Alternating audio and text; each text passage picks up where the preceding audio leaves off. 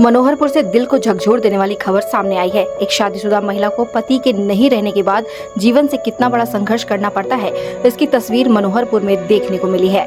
पहले पति की मौत, फिर ससुराल वालों ने घर से भगाया, उसके बाद मायके वालों ने भी अपनाने से इनकार कर दिया। न ससुराल का घर न मायके का घर। महिला ने स्टेशन में दिया नवजात बच्चे को जन्म। 2 दिन तक स्टेशन में नवजात के साथ महिला भीषण गर्मी में भूख और प्यास से जंग लड़ती रही।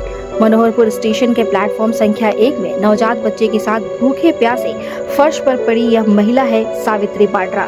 सावित्री बाड्रा स्टेशन के प्लेटफॉर्म संख्या 1 में 2 थैले और कंबल बिछाकर अपने नवजात बच्ची को सुला रही है।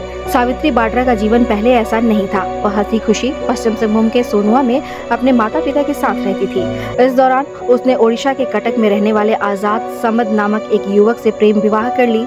सावित्री अपने पति आजाद समद के साथ कटक में खुशहाल जीवन जी रही थी, लेकिन इसी बीच 4 महीने पहले एक सड़क हादसे में उसके पति आजाद समद की मौत हो गई। पति के मौत के बाद सावित्री के जीवन में दुखों का पहाड़ टूट पड़ा। पति की मौत के बाद सावित्री को ससुराल वालों ने घर से ही निकाल दिया। सावित्री बड़ी उम्मीद लेकर वापस अपने मायके झारखंड के पश्चिम सिंहभूम जिले के सोनुआ के बालजोड़ी नया गांव लौटी, लेकिन मायके वालों ने भी सावित्री को अपनाने से और घर में रखने से इनकार कर दिया। उसे अपने माँ बाप के घर में भी जगह नहीं मिली। अपने से दुत्कारी गई सावित्री गर्भवती थी। उसे अपने से ज्यादा उसके पेट में पल रहे बच्चे की चिंता थी। वह किसी तरह बीते 24 अप्रैल को मनोहरपुर स्टेशन आई। यहाँ 24 अप्रैल की शाम को ही उसे प्रसव पीड़ा शुरू हो गया। प्रसव पीड़ा से मनोहरपुर स्टेशन में तड़पती सावित्री की मदद करने वाला कोई नहीं था। न रेल कर्मचारी, न आरपीएफ, न जीआरपी, न टीटीई और न ही कोई रेल यात्री।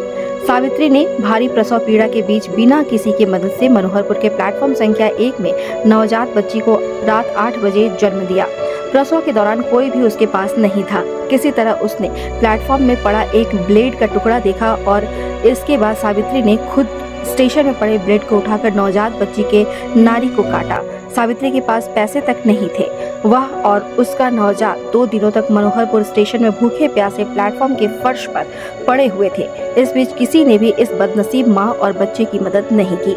मनोहरपुर स्टेशन में 45 डिग्री की चिलचिलाती धूप और लू के थपेड़ों के बीच मां और नवजात भूखे प्यासे रहकर जीवन से जंग लड़ रहे थे। इस दौरान 26 अप्रैल शुक्रवार की शाम मनोहरपुर में रहने वाले तपेश्वर यादव की नजर प्लेटफॉर्म में बेसुध पड़े सावित्री और उसके नवजात पर पड़ी।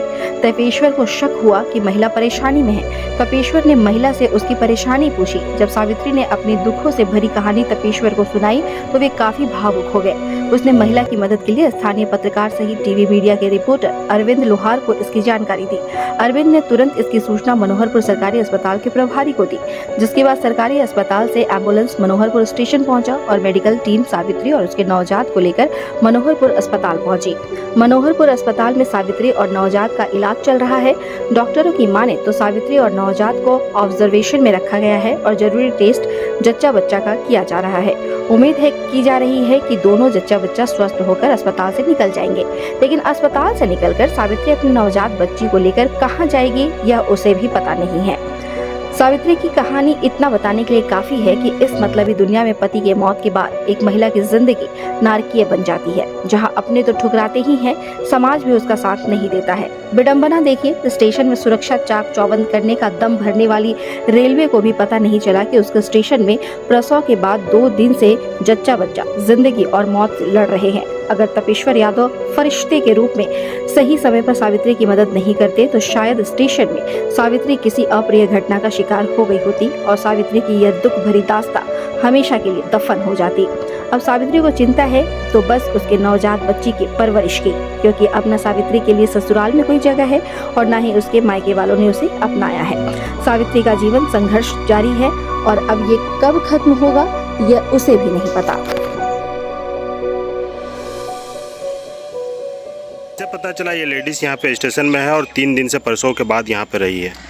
और मेरे पिताजी को शौचालय 1 नंबर प्लेटफॉर्म में लेकर आया था शौच करवाने के लिए। उसी दौरान मैं मेरे पिताजी को यहाँ पे चेयर पे बैठा के देखा कि कुछ लोग वहाँ पे 1 नंबर छौनी के नीचे एक लेडीज़ बैठी हुई है और 2-3 जन देख रहे हैं। और मैंने पास गया और उससे पूछा कि क्या बात है, तो उनसे मालूम चला कि 3 दिन पहले उनका डिलीवरी हुआ है स्टेशन में ही। उसके बाद 3 दिन से कुछ खाई पी नहीं है तो मैंने अच्छा, उन्होंने ये भी बताया कि वो 3 दिन से कुछ खाए नहीं थे। जी, उसके बाद आप क्या किए उसमें? उसके बाद मैंने पूछताछ करके वो 3 दिन से कुछ खाई हुई नहीं थी, तो उसके लिए मैंने पानी और खाने उने का कुछ व्यवस्था किया। और उसके अगर इस मामला को लेकर आप किनको किनको जानकारी दी? क्या मामला इनको आज इलाज के लिए अस्पताल ले जाया जा रहा? स्थानीय मीडिया और स्थानीय लोगों को जानकारी दी, उसके बाद सभी लोग आकर मदद की उनकी। क्या नाम है आपका? मेरा नाम तपेश्वर यादव है।